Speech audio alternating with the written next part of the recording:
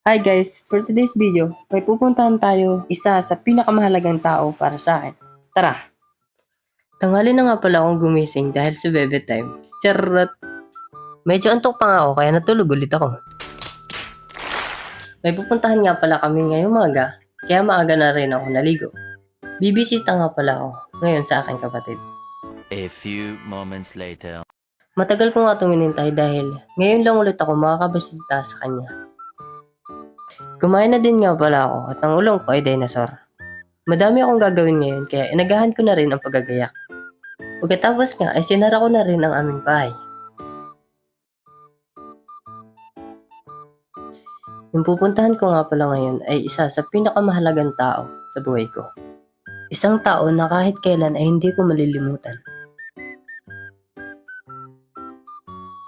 Malapit din nga pala ang bilihan ng mga bulaklak at kandila dito sa amin. Alas 10 na nga ng maga kaya medyo may kainitan na rin ang aking paglalakad. Madami na din nga mga sasakyan dahil umuwi ang mga taga-syudad sa kanilang mga probinsya.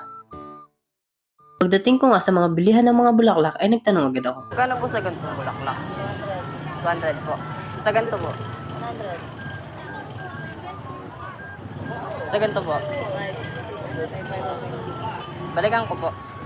Medyo may kamahalan nga ang presyo ng bulaklak dahil sa dagsa ang mga mamimili. Dumating na din si kuya kaya agad na kami pumunta kay ate. Malapit nga lang pala ang store ni ate dito sa bayan. Natagalan nga kami bumisita dahil na rin sa malakas na ulan. Bibihira nga din nga pala kami magkasama-sama dahil na rin sa trabaho. Pagdating nga namin sa tindahan ng mga bulaklak ay bumili na din kami para hindi na maubusan. Marami na din kasing bumibili ng mga bulaklak. Kaya mas maganda na mauna na. Bumili na din nga pala kami ng mga gagamiting kandila.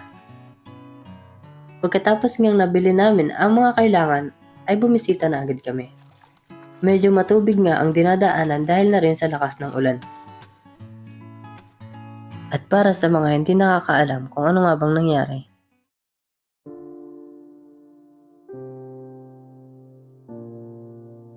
malungkot mang isipin,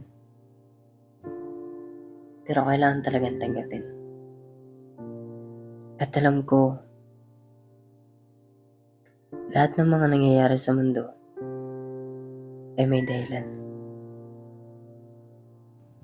May nawawala at meron ding dumadating.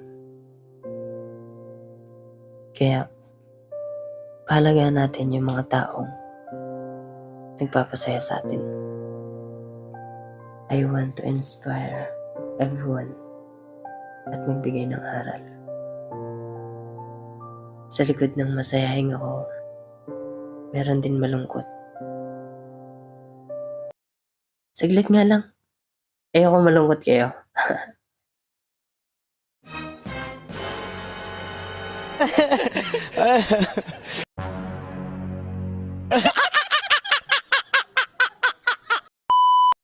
Kahit nawalan kami, tuloy pa din ang buhay. Lalo kong tinatapangan para kay kuya. Hanggang dito na lang guys. Ako si JM. Lagi niyo tatandaan. Pahalagayin niyo yung taong naniniwala sa inyo kahit wala na. Huwag niyo kalimutan kung saan kayo nagsimula. Tigit sa lahat, huwag niyo kalimutan yung utang ng kapitbahay niyo.